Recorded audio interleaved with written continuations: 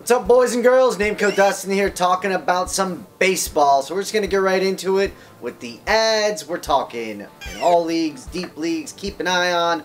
Here's some guys. It's waiver wire time. It's kind of the prime year because half your league is kind of not really paying attention. So this time, start plucking some guys. So who should they pluck? First of all, got gray shirts now. And blue. We're fancy. We are fancy. Did you look at my shirt to see if I was lying? It looks black over there. Okay. It is blue. It is blue. I can't believe you were judging me. That's the work environment I live in. It's very hostile. No trust. No trust. A little bit of trust. So, mustads. You wearing a blue shirt? I go check. First guy. Double guy. Just go. Just Hostile. go. Shawn Tolleson for Texas. This one pains me because I love me some Natale Feliz, but the guy was just awful, and they had to make a move, and Tolleson's been pitching really well. And in a couple leagues that I'm in, people were kind of hesitant to pick him up because his ERA was over 3. It just seemed like he was the best option out of some crappy options. But since he's gotten the role, he's been amazing, and that's one thing to think about too. Sometimes people get that added pressure, and they actually do better. So he's been amazing so far. You gotta pick him up just to see if this is the real deal. Next, going to talk about somebody on the O's. It's for you, Kilberg. That is Paredes. This guy has been ridiculous. Obviously, it's coming up. He's owned in 70% of leagues, so there's not going to be many leagues that he isn't owned, especially with all the hype he's getting on ESPN. I'm shocked it's at 70, to be perfectly frank. But he's not going to continue with this crazy start, but he clearly has some power, and he's thrown in a couple steals as well. Just, it's time. And he just got second base eligibility. Gotta love that. Gotta love that. So let's take a look at some people in deeper leagues. First one's Mike Bolsinger for the Dodgers. Here's the deal. He's pitching out of his mind right now. Sub-1 ERA. 3-0 start with 4 starts so far. He's going to come back down to earth a little bit, but this is a solid young pitcher that you need to pay attention to. He's only on about 55% of leagues, so there's still plenty of leagues out there. So if you're looking for a young arm to take a gamble on, there you go. All right, next one, got another pitcher, and that's Lance McCullers of the Houston Astros, only owned in 25% of leagues. And, it's kind of surprising that it's only 25 because he was very solid in the minors. Since he's been called up, he's been very solid as well. Dustin makes a good point, and he wrote his little article about this, and I'm going to give you some credit. See, it's not that hostile. People think it's 2014, and the Astros are still terrible, so you see a guy pitch on the Astros, like, well, he's never going to get me a win. They got 30 wins this year. They're not a terrible ball club. Amazing. So it's time to scoop him. He's going to get you some W's. Ruby De La Rosa is the next guy. Oh boy, I gave that to Dustin on a platter. You know so I love talk this about guy. your boy. Only on 30% of leagues, and I think the injury stuff is behind him. He showed some promise when he first came up, and then he had the injury. He's back, and his K potential is what makes him, most exciting. Any type of 5x5 leagues, any type of league where Ks are heavily weighted, I think if he stays healthy, he definitely flirts with around 200 strikeouts. He's a guy that's going to get you between 6 and 9 strikeouts pretty much every time he's out on the mound. So, might not give you the best ERA, but he's still got some value. Next is a guy that Dynasty Keeper Leagues, he's already owned. People have been drilling all over him, but he's time to get picked up in pretty much, well, at least deeper, but a lot of standard leagues as well. And he ain't even in the bigs yet.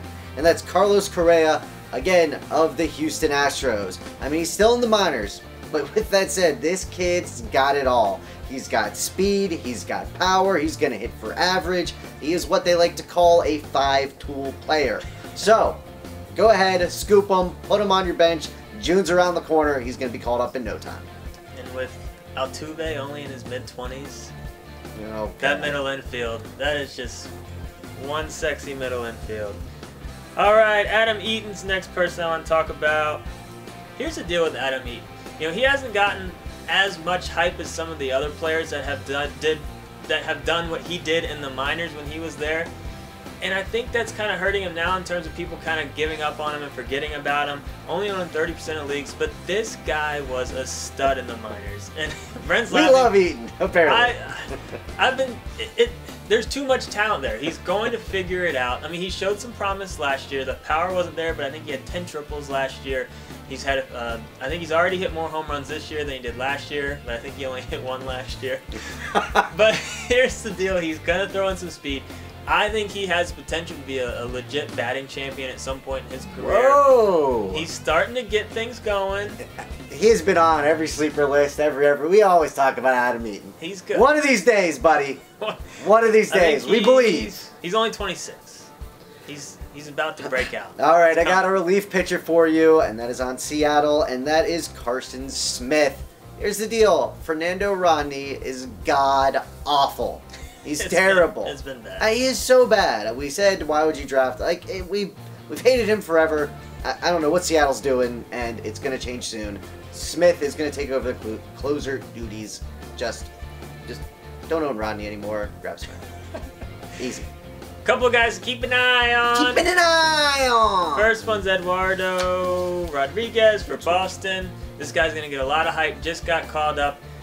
I understand the hype, but I think he's getting a little bit overhyped in terms of his fantasy value for this year. And this is like, I see a mistake a lot of people will make if someone like Ruby De La Rosa is available who actually has talent now and solid potential right now. They'll get too excited about a young guy that was barely even doing all that amazing in the minors. I mean, he had a solid K to strikeout or K to walk ratio. His ERA was around like 3. He's interesting. Deeper leagues, certainly pick him up. But mainly for me, just a guy to keep an eye on for now to see how he does in the big show. Next guy is Colabello, and that is an outfielder / first base with the Toronto Blue Jays, only owned in 10% of leagues.